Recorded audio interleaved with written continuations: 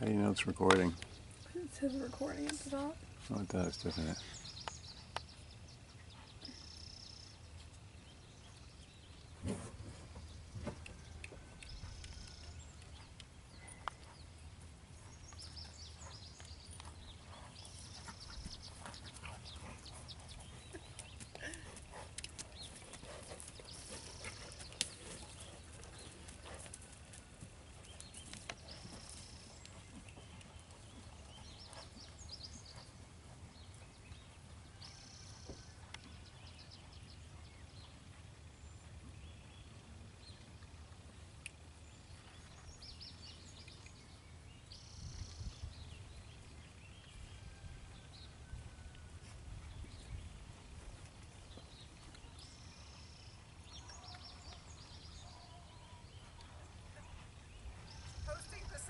Yeah, exactly.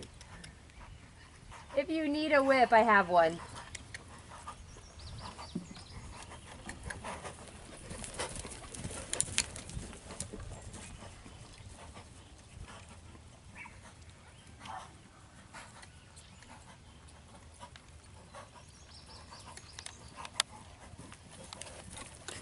Good job.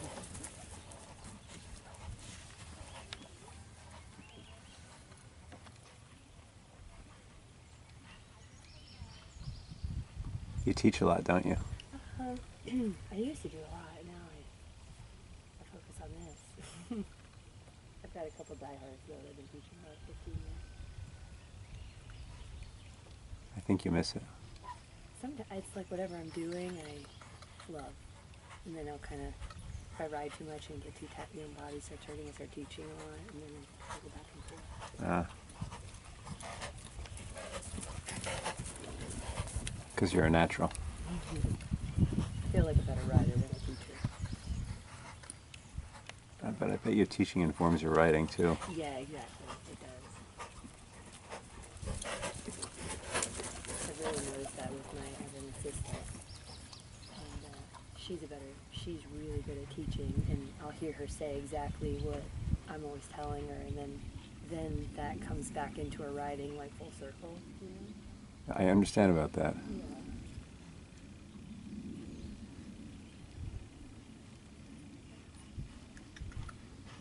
My little guys too. When should I start them in some karate? When do most kids start? Usually around 4 or 5. It depends on how wild they are, you know? How much they can listen, how well they can. Yeah.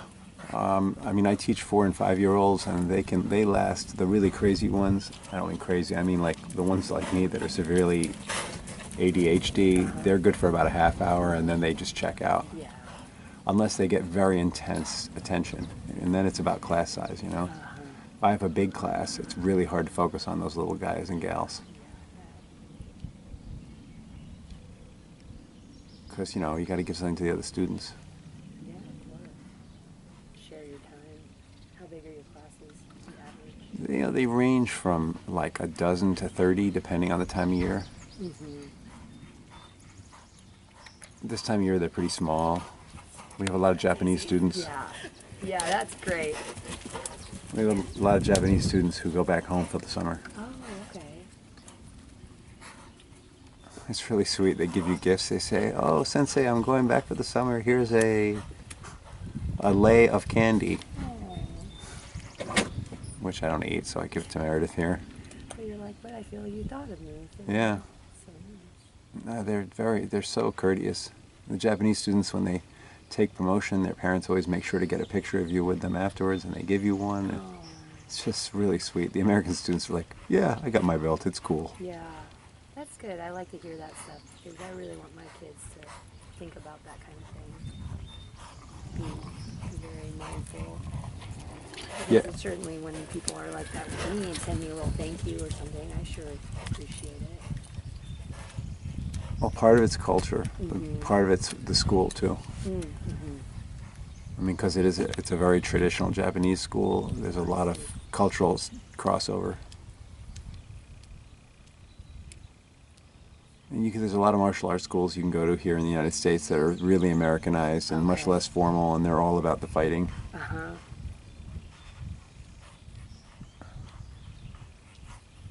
You know, truthfully, I love to fight, but at 58, You know, it's a lot more about keeping my body fit and the philosophy now than about that. that's got to be the biggest thing they focus on too, is the philosophy behind it instead of just the fighting, right? Yeah. I mean, Yeah. my husband was doing that a little bit just to work out. It was jiu-jitsu. Yeah. He was doing that a lot. Now he's too busy. He has his little workout DVDs in the morning. But that's, It's a whole different kind of movement, jiu-jitsu. oh, That's all grappling. yep. It's pretty fierce stuff. Uh-huh. You go to I go to a couple of mixed martial arts matches, and the jiu-jitsu guys are just so different the way they fight. I see. Really good job. Right there at the end, that's when you really sort of like take his neck away, and that's